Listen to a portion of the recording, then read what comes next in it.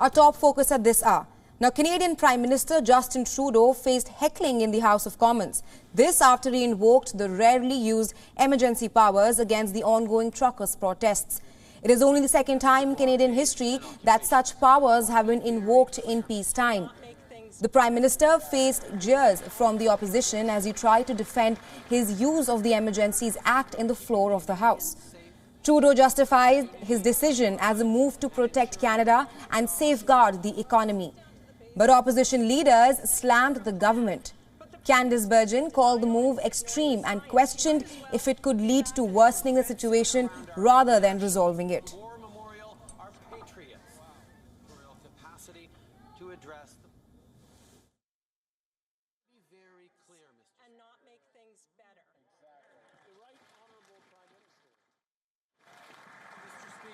The Prime Minister thinks that now is the time to use this extreme measure and invoke the Emergencies Act. Isn't it true that the Prime Minister's actions could serve to actually make things worse and not make things better? Mr. Speaker, this is about keeping Canadians safe, protecting their communities and neighbourhoods, and ensuring the jobs and our economy. I'm afraid I'm going to have to interrupt the Right Honourable Prime Minister.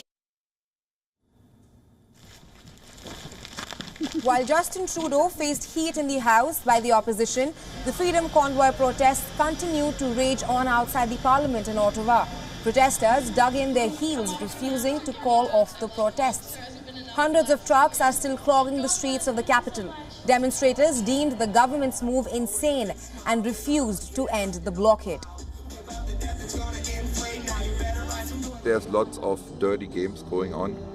I hope that we can turn it around, because it's insane what they are doing. They are not representing the Canadians anymore, and they completely forgot the purpose, what they are there for, working for the people, not against us. I think that they're just adding more fuel to the fire, to be honest. Obviously, they have no indications of actually talking to us and working with us. However, Trudeau clarified that the emergency move does not include military actions as of now, but will remain time-limited and geographically targeted.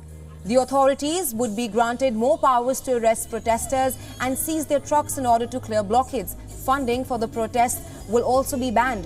This act has been invoked with immediate effect at the border between Canada's Alberta and American state Montana.